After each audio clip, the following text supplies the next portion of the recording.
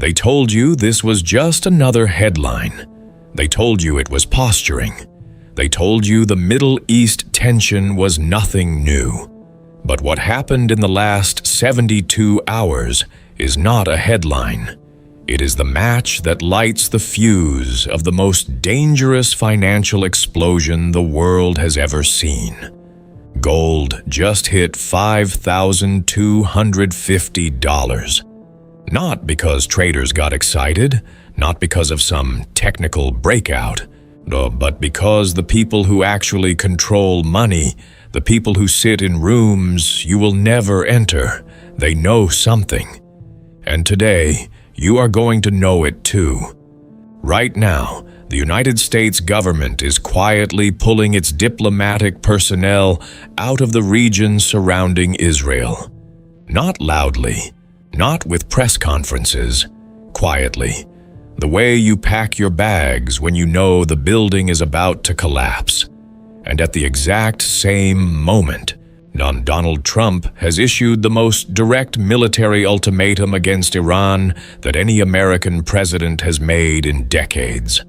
The clock is ticking, and if you are still holding paper money while this plays out, you may not have another chance to protect what you have built. Welcome. Stay with me until the very end, because what I am about to show you is not theory. It is a sequence of events that connects the price of gold, the movement of American diplomats, the collapse of the petrodollar, and the most dangerous military standoff in the Persian Gulf since 1988. Every single piece connects. And once you see the full picture, you will understand why the financial elite have been buying gold and silver for the last 18 months, and why they have said absolutely nothing about it in public. Let us start with what the mainstream media is not telling you. The United States has been conducting what officials are calling a routine security assessment of its embassy operations in Tel Aviv and across the broader region. But here is what routine security assessments do not include: the quiet relocation of non-essential diplomatic personnel, the pre-positioning of military extraction assets in Cyprus and Jordan, and the sudden acceleration of communications infrastructure upgrades at the United States Central Command Forward Base in Qatar. Now, these are not routine actions. These are the operational signatures of a government that believes kinetic conflict is not a possibility. It is a probability. At the same time, Donald Trump has gone further than any previous president in threatening Iran directly. He has stated, on the record, that if Iran moves to close or threaten the Strait of Hormuz, the narrow waterway through which approximately 20% of the world's total oil supply travels every single day, the United States military response will be, in his own words, overwhelming and immediate. This is not the careful diplomatic language of previous administrations. This is an ultimatum, and Iran has responded, not with retreat, with defiance. The Iranian Revolutionary Guard Corps has announced live fire exercises in the Strait of Hormuz. Tanker tracking data from the past 48 hours shows that very large crude carriers, the massive ships that carry millions of barrels of oil at a time, are now routing around the strait entirely, adding thousands of miles and millions of dollars in additional costs to every single delivery. The shipping insurance market has already priced in a 35% increase in war risk premiums for vessels transiting through the Persian Gulf. The market knows. The market always knows before the headlines do. Let me give you a number that should stop you cold. The tanker tracking firm Kepler reported that in just the last week alone, 17 supertankers changed their routing to avoid the narrowest choke point in the Persian Gulf. 17. Each of those ships carries approximately 2 million barrels of crude oil. You are looking at the potential removal of 34 million barrels from normal shipping lanes in a single week. Not because of weather, not because of mechanical issues, but because the captains and the shipping companies that pay them have decided the risk of staying on the normal route is no longer acceptable. When the people physically moving the world's energy supply start making decisions based on fear, the price consequences are not gradual. They are sudden and they are severe. Now, here is where you need to understand the financial architecture that sits underneath all of this, because this is not just a military story. This is a money story. And it is the most important money story of our lifetime. Look at silver. While gold gets all the headlines at $5,250, silver has moved nearly 3 times as fast on a percentage basis in the same period. That is not an accident. Oh, that is the monetary panic beginning to translate into industrial panic simultaneously. Silver is not just a monetary metal, it is an industrial metal with no substitute in solar panels, in electric vehicle contacts, in advanced military electronics. The same nations that are building out their renewable energy infrastructure at the fastest pace in history are the same nations driving the demand for silver at levels the market has never seen before. When monetary demand and industrial demand collide in a market with limited physical supply, the result is not a modest price increase. The result is a vertical move that catches almost everyone off guard. The American dollar faces a crisis that its defenders in Washington refuse to acknowledge publicly. The United States national debt now generates interest payments of nearly $1 trillion annually. That single line item, just the interest, now exceeds the entire annual defense budget. And it is growing. Every time interest rates stay elevated to fight inflation, the interest burden grows. Every time the Federal Reserve cuts rates to ease the debt burden, inflation returns and the purchasing power of every dollar declines. There is no mathematical exit from this trap that does not involve a significant devaluation of the dollar. The question is whether that devaluation happens gradually or suddenly through a loss of confidence in the dollar's reserve currency status. The events in the Persian Gulf are accelerating the timeline for the second scenario. The petrodollar system, the arrangement established in 1973 between the United States and Saudi Arabia that required all global oil transactions to be settled in United States dollars, is the foundational pillar of American financial dominance. Oh, every country that needs oil needs dollars to buy it. That means every country on Earth has historically needed to hold large reserves of United States dollars.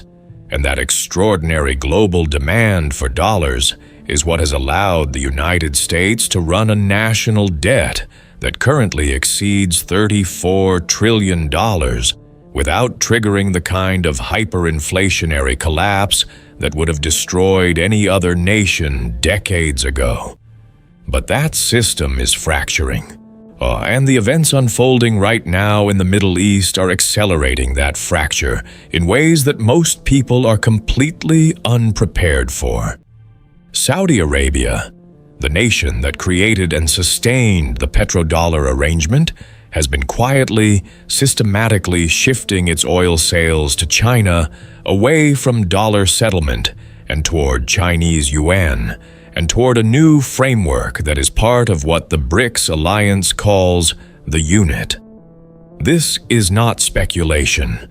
Saudi Aramco, the Saudi state oil company, has already settled multiple oil contracts with Chinese buyers in yuan.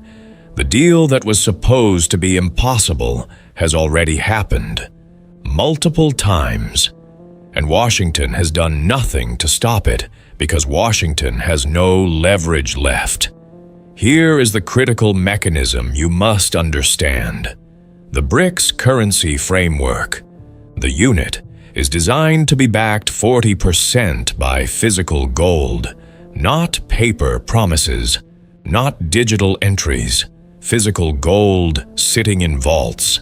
And this means that every time BRICS trade volume expands, the participating nations need to acquire more physical gold to maintain the 40% backing ratio. This is not optional. It is a mathematical requirement built into the architecture of the system itself. The world's gold mines produce approximately 3,000 tons of gold per year. That is the total global supply. But the gold demand required to properly back even a conservative estimate of BRICS trade expansion is 4,000 to 5,000 tons annually.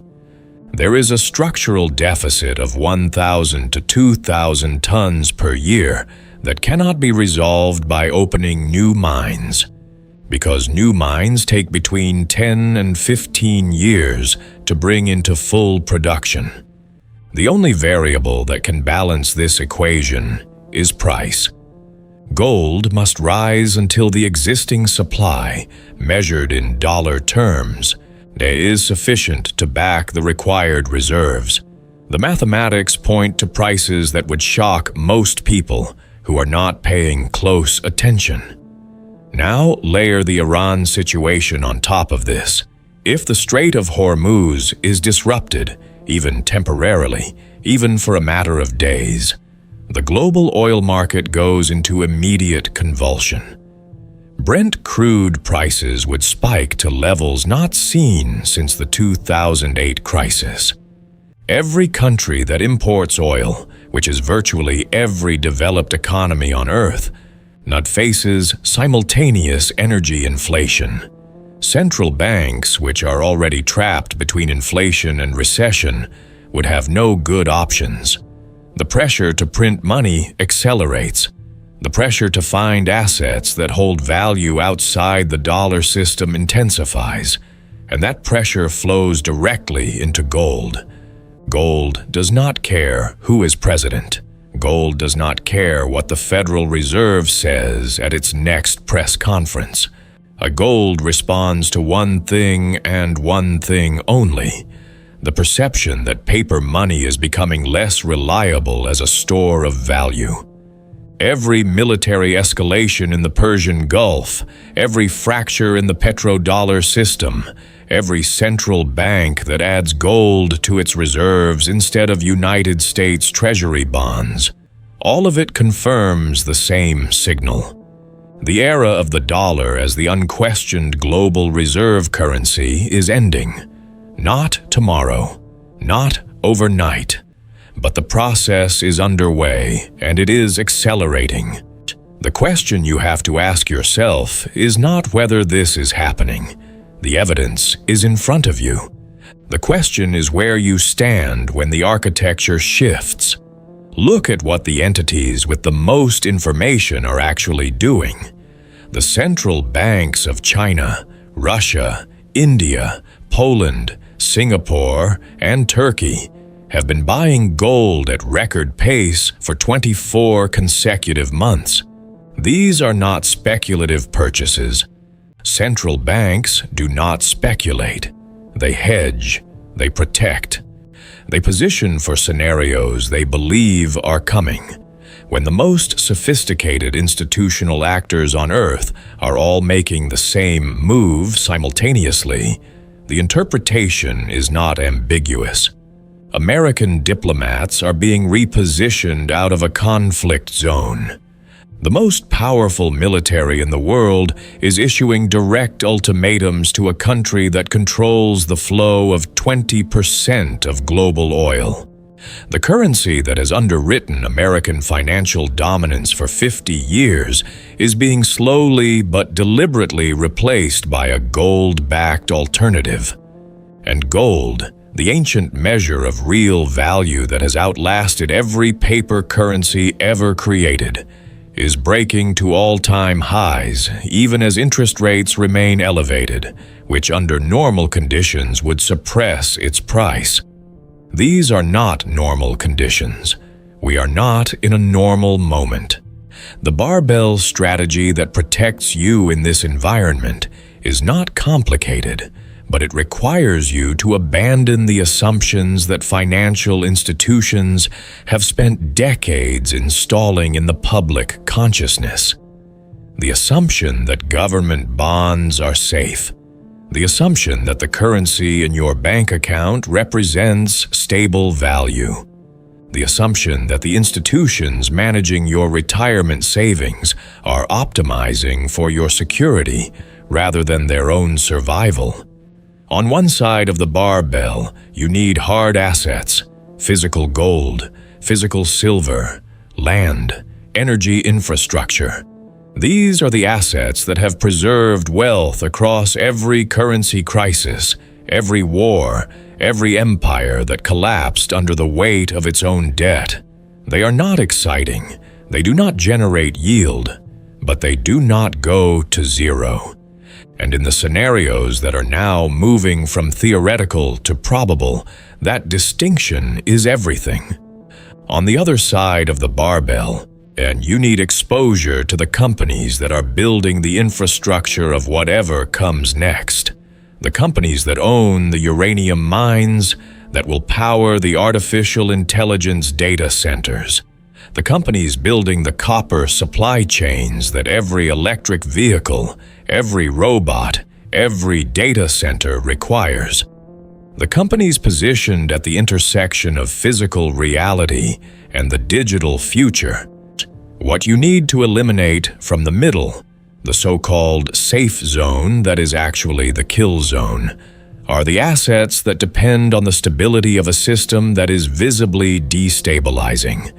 Government bonds with negative real yields, savings accounts that guarantee you will lose purchasing power to inflation, broad market index funds that are priced as if the current geopolitical and monetary architecture will remain intact indefinitely. The Iran situation is not resolved. The diplomatic evacuation signals are not noise. The gold price at $5,250 is not a bubble. It is a message. And the message is that the people with the most information, the most resources, and the clearest view of what is coming have already made their moves. The window for everyone else is narrowing. History does not give second chances to those who wait for certainty before acting. By the time events are certain, the price of protection has already moved beyond reach. The Roman citizen who waited for official confirmation that the empire was collapsing lost everything. The Weimar Republic saver who kept waiting for the inflation to peak watched a lifetime of work become worthless in months. The pattern repeats because human psychology is consistent. We wait for comfort, we wait for consensus, we wait for permission. And the moment we get it is precisely the moment it is too late. You now have the information, the evacuation of American personnel, the ultimatum to Iran, the gold price signal, the structural gold deficit created by the unit, the fracturing of the petrodollar, the central bank positioning. Every piece points in the same direction. The question is only what you choose to do with it. We are living through the end of a monetary era that has defined the entire lifetime of everyone watching this. The rules that governed saving, investing, and storing value for the last 50 years are being rewritten right now. Not in Washington, not in Brussels, but in the vaults of central banks from Beijing to Riyadh, in the cargo holds of tankers that are rerouting away from the Persian Gulf, and in the mathematical structure of a new currency system built on gold. What comes next will be difficult for those who are unprepared. For those who understand the signals, it will be the greatest transfer of wealth in modern history. You are watching it happen in real time. The only question left is which side of that transfer you are on. If this analysis opened your eyes, do not let it close again. Hit the like button right now. It takes 1 second, and it tells the algorithm that this kind of information deserves to reach more people. Subscribe and turn on the notification bell. Because the next video is going to go even deeper into the exact assets that have protected wealth in every previous currency collapse. With specific historical data, specific numbers, and a specific framework you can apply regardless of how much capital you are starting with. The information in that video will not be in any newspaper. It will not be on any financial news channel. It will be here, and it will be ready before the next shock hits. Do not be the last one to find out.